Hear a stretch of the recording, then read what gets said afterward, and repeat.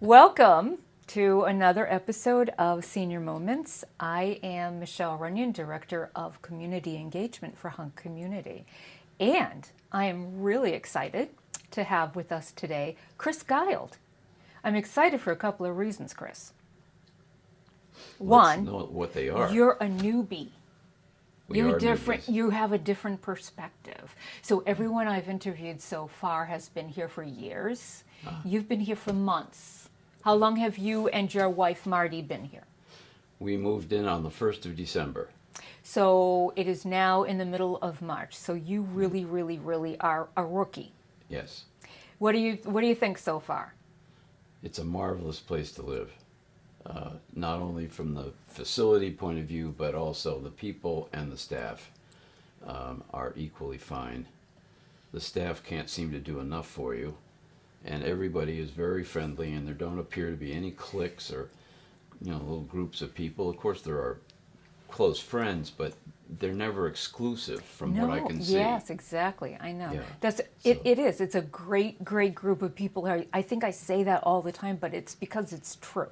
We have a great group of people here. It is. And then I had the pleasure of getting to know you a little bit. I was curious because you didn't just come in blindly off the street. You've actually performed for Hunk Community in our sister community, the Huntington, in your band called Jazz First. Jazz First. Jazz First. Oh, yeah. Right there. Yes. We were established in 2004. We've played here at the Hunt Community, I believe, 3 times. The last time prior to March 16th of this year, where we played for the Snowball, was back in 2010 or something like that, and it was down in this very space. Yes. Because this used to be like an auditorium sort of room, and so here we are again. So you're not unfamiliar with Hunk Community, and we're not unfamiliar with you in your band. That's right. But the band didn't come into being until much later in life for you, correct? That is correct. But you've been a musician since the 3rd grade, you've told me. How did that start? Well, I started in 3rd grade because the director of the music in the school that I grew up in Hastings-on-Hudson, New York, which is a suburb of New York City, about 20 miles from Times Square. And the director of music handled mostly the high school. And he knew that when I got to high school, he was going to need cellists. Now, I wanted to play the clarinet when we were tested for musicianship, shall we say, because all my friends were. Mm-hmm. But he took a listen to my intonation ability, and he said, I think you would be really good on the cello. And I had no clue, really, at that point. My parents were very supportive. They liked stringed instruments. They liked orchestras and so forth. So I went along with it, and I started the cello. Mm-hmm. So I went to a school called George School in Bucks County, Pennsylvania, which is a suburb of Philadelphia. Run by the Quakers. And they had an orchestra. They had an orchestra. Yes. And that was one of the reasons we picked that school, because we looked at a lot of prep schools up here in New England. They all had bands, but no one had an orchestra. So it was important to my parents and to me to have that experience. So I went to George School, and in 10th grade, I believe it was, I was in an orchestra rehearsal one day, and an English teacher approached me who also was the faculty advisor for the dance band that she was running. And she said to me, I need a bass player in the dance band. We don't have one. And there's a bass that's in the music office. It's not being used. Go learn it. All right. So then the challenge was trying to figure out what the difference between a bass and a cello was. And she said, oh, well, it's really the same thing. It has 4 strings. Well, that's true. But a cello is strung in fifths. A bass is strung in fourths. The strings are in a different order. And so 3 of the strings are the same on the bass as the cello, but the 4th one is not. So it's obviously different. And so the fingering is all different, and so that's what I had to learn, literally baptism by fire. And the first piece I had to learn was "In the Mood" by Glenn Miller, which has a tremendously difficult for a beginner walking bass line. But you did it. But I managed to do it. Yes. Yeah. So you have this musical acumen, and that was really important to you. You know, you said something to me that I thought was really fascinating because I'd never thought about it. You said that you're actually composing as you play. Well, that's true in jazz. Now, in the dance band, you have a chart and you play the chart. So the notes are all written out for you. If you're in a jazz group which is more informal and you don't have written charts where the bass part is written out, what you typically have are what are called lead sheets, which is the melody line, generally written in treble clef, which I have a lot of trouble reading because I've been a bass clef guy all my life, and then the chords. So where the chords are changing, there's a chord symbol. So the bass player is kind of a glue between the rhythm of the drums and the chord progression of the song. So you're not only providing a drive in the sense of rhythm, but you're also playing notes that are hopefully right to fit in with the chord progression of the song. And so the challenge becomes, how do I get from this chord to that chord and make it sound musically attractive and So logical? you're doing that as you're So you're playing. composing effectively on the fly based on your knowledge of chord progressions and what makes up a given chord. As I transitioned from high school to college, my parents saw what I was doing with the bass at George School, and they were kind enough to give me one as a graduation present. And so that turned out to be a double-edged sword, because when I got to college, I was having so much fun being a bass player and doing all sorts of other extracurricular stuff that I didn't do a whole lot of studying. Oh. And as a result of that, I was only in college at that point for a year and a quarter. Were you a beatnik? No, I wasn't a beatnik. I wouldn't have I called can't myself snap. Oh, there they go. I wasn't a beatnik. No. But I was having so much fun, and I just couldn't concentrate on what I should be doing. So I dropped out of school in November, and I had a job in retail sales for 3 weeks at Christmas time. Then I tried to find a professional electronics job because I was very interested in electronics. Yes. And nobody would hire me because I had this issue of being draft bait, if you will. So people would keep saying to me, why don't you go in the service, get that over with, get some experience, try to get some electronics experience while you're in the Army or the Navy or the Air Force, whichever one you end up in, and then come back to us, and we'd be really happy to talk to you then, because you wouldn't be subject to draft anymore and so forth. So I ultimately did that. So the bass kind of got put in the corner in my mother's apartment, and I don't know actually I don't really remember what happened to it. When I came out of the Army, I had met my future wife, and so I was going to go to school in California. That wasn't practical. I could see that. So I applied around here, and I ended up going to Lowell Technological Institute, which is now UMass Lowell. Well, before we jump ahead there, Right. I remember that you told me that you went to Vietnam, and you were there I did. for 363 days. You told me. I remember. What a memory you have. I remember that you told me the exact number of days. Yes. So, and what did you do? In Vietnam? Yes. What did I do in Vietnam? Oh, I serviced aircraft radio equipment. Yeah. Yeah. So you got into. So I got good training in the Army for avionics down at Fort Gordon in Georgia. And then, yes, and I practiced that for the rest of my time in the Army, which was 3 years, or 300, well, I was in Vietnam 363 days, but I was in the Army 3 years. When I came out, and eventually I went back to school, but the bass was the farthest thing from my mind. Yeah. Once you left college, that was the end of it. So that was on the back burner, and Yeah. so your musical career was kind of derailed because you were practicing the art of life. The art of life, and starting becoming a father, and we have 2 kids. So we were in the Midwest for a while, and we moved back here to New England in 1974, and we've been here ever since. So even though you were on the other end of jazz, right? You're on the back end of jazz, but you kept it in your heart the whole time. Oh, I listened. That a lot. was your love the whole time. But you were on the cutting edge of something else technologically at Motorola.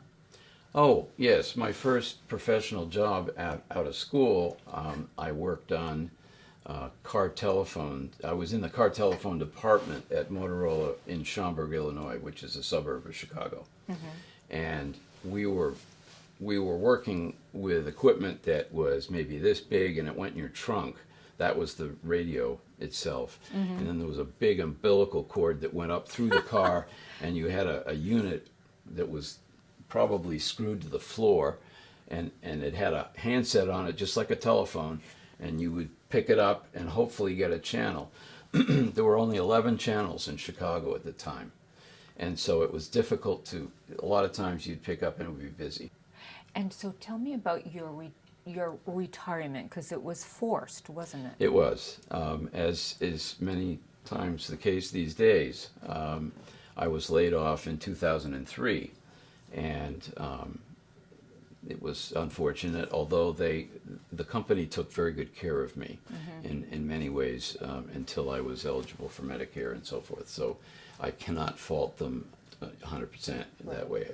I would praise them in many respects. But after looking for another similar job, it became very clear that age discrimination was pretty rampant, and there was no way I was going to get a position that was anywhere close to what I'd had. But you did not let that get you down. No, I think in general I'm a optimistic person. It's the glass half full instead of empty, I guess, maybe. And so I took it in stride. We met with our financial planner and said, here's the situation. It doesn't look very promising. And he said, I think you can make it. You take Social Security early, which you can do at 62, and or something like that, I think it was. And anyway, that together with, if you made maybe $10,000 or something on the side, you'd be fine. Your portfolio is good enough, your 401ks and so forth, So we decided we'd try to make it. And so about the same time, our son Ed, who is also musically inclined and actually has an electronic music business, he said, Dad, why don't you get a bass? Why don't you get back into bass playing? And I hadn't really thought of it, but I said, well, all right. And I didn't think really too much more about it after he made that comment. But he took the bull by the horns. He went online and he found a bass that a student at Longy School of Music in Cambridge was selling because she was changing instruments. Didn't need the bass anymore. So we went and looked at it, and for $500 it seemed like a reasonable deal. So I took this thing home and started working on it, and it was interesting. I still didn't really know what I was doing. I was really playing by the seat of my pants, and it had been 40 years since I touched the thing. So who knows, what's going to come out of this. But as I started playing with it, I realized that the only fun thing would be if we had a group, because being a solo bass player is really not a lot of fun. Right. There's only so much you can do. I can see that, yeah. Yeah, if you're a piano player or something, you're making a whole full sound, you're playing chords and so forth.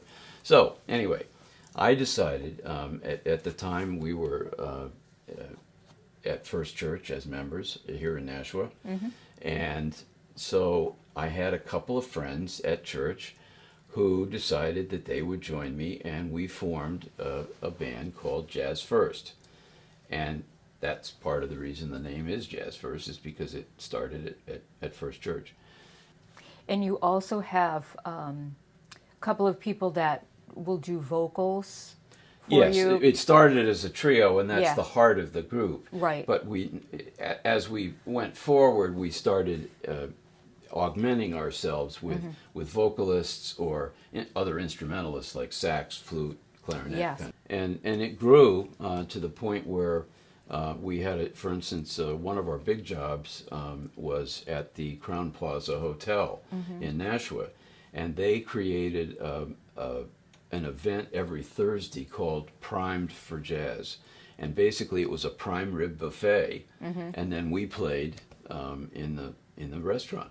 But you've found your audience, because no, your band has been you've been around for 20 years now. That's It's been right. it's been around for 20 years, and you're very busy. You're still doing performances. We are, in fact. So you just did the Snowball here, and then you came up with a great theme for a summertime performance called the Beach Ball. Excellent. I love that. Actually, in all honesty, someone else suggested that, but I brought it forth to Sarah. Oh, I see. Yeah, I can't see. take You total can't take credit. for it. Oh, I'm the okay. messenger. You're the messenger. Yeah. That is, But that's it's a funny. great idea. It is a great idea. I Yeah. love it. Now, we're hoping that you might play for us a little bit. Okay. Would you be willing to do that? Yes. All right. So Yes. we'll set up for that, and we'll be right back.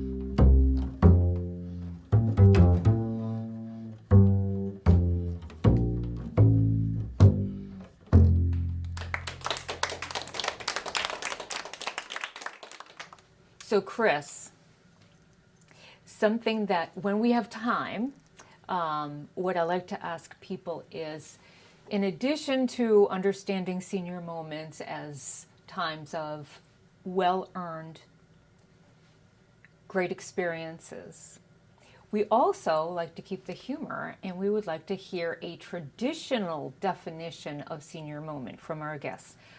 Do you have a senior moment that you'd be willing to share with us? Oh, do I? You mentioned the Snowball. Yes.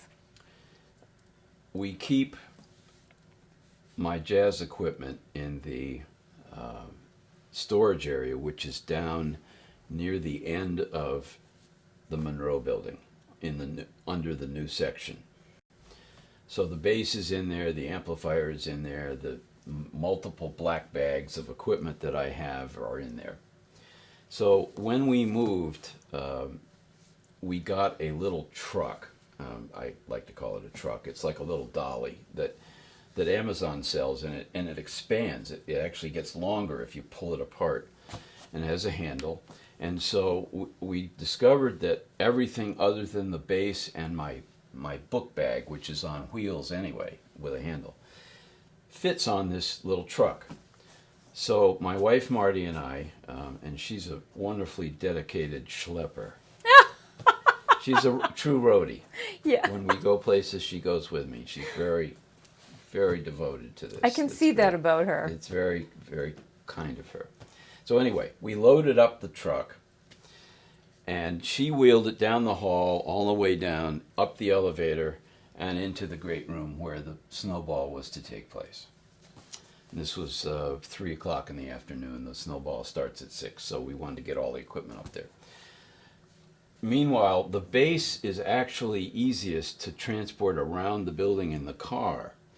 So, together with the book bag, I went out and got the car, brought it to the very convenient end door, which is on the garden level of the new section of the building, and took the base out, loaded it in the car, drove the car around the building to the front entrance. Then I had a short distance to go into the great room, and I can carry it that far. That's not a problem. So that's what I did, and the book bag went in, and then I parked the car out in one of the spots out front, knowing that I'd need it at the end. So we played the job, and at the end, of course, we have to knock it all down. The gift you get at the end when you're tired is you have to knock all this stuff down and take it away. But that's the life of a musician. So we loaded up the truck. Marty wheeled it out and did the reverse, went down the elevator all the way down the hall to the storage area, and then went to the door at the end to meet me. And I took the bass and the book bag out to the car, drove it around to the back door. She was there to open it. I brought the bass in. I put the bass in the storage area along with all the stuff we just put the truck in there. We didn't even unload it at that point. We were tired. So we just put everything in there. The book bag lives in an apartment, so I had the book bag with me. So I left the car running out there outside because I knew I was going to go right back and just run it around to the parking place. So we came out of the storage area. We turned left, walked down the hall to the mid-elevator there, hauling the book bag behind me, went upstairs, went into the apartment, sat down, sort of had a snack, kind of reviewed the night, got tired, decided to go to bed. Went to bed, got undressed, went to bed. I laid in bed and I was just sort of reviewing the night, and all of a sudden it occurred to me, my car is still outside the building running. So I hopped out of bed, put on a pair of jeans, some shoes, put on my coat, grabbed some keys off my bureau, went downstairs. Went down because we have back stairs, so it's short way to the storage area. Got to the storage area, went out the door to the car, got in the car, put it in drive because it was running, and it says, "Key not found." Oh my, I have my wife's car keys. You don't have the right keys. Correct. So I went back in the building, ran up the stairs, grabbed the right keys, ran back down the stairs, went outside, hopped in the car. This time it worked. Drove it around, parked it, went upstairs. Marty had gone to bed by this time. She didn't even know all this was going on. Went into bed and went to sleep. that qualifies as a senior moment. I have to say that absolutely qualifies as a definitely senior does. moment. How long had it been running? It was out there for. I suspect an hour and a half. And I it hope did not you- run out of gas I hope because it you was filled full. the tank. I was going to say, I hope you Yeah. filled. I hope you Yeah. filled the tank. That is a beautiful, wonderful, awesome senior moment. That's exactly the kind of thing I'm looking for. Speaking of looking for, if anybody's interested in finding out about your band, I know you have a website. Yes. And what's the name? What's Jazz- Yep. jazzfirstmusic.com. And there are videos so people can hear. There are band. sound files, and there are videos. Yes, Videos. both. And then there's also on your website a place to contact you Yes, if people were interested in setting something up. right. So I will put that information up on, up on the film, on the clip here. And, if anyone wants to reach you, they'll have a way to do that. Very fine. Thank you. Chris, thank you. I really enjoyed talking to you Well, very thank much. you. I enjoyed this immensely. Thank Good. you. I'm glad.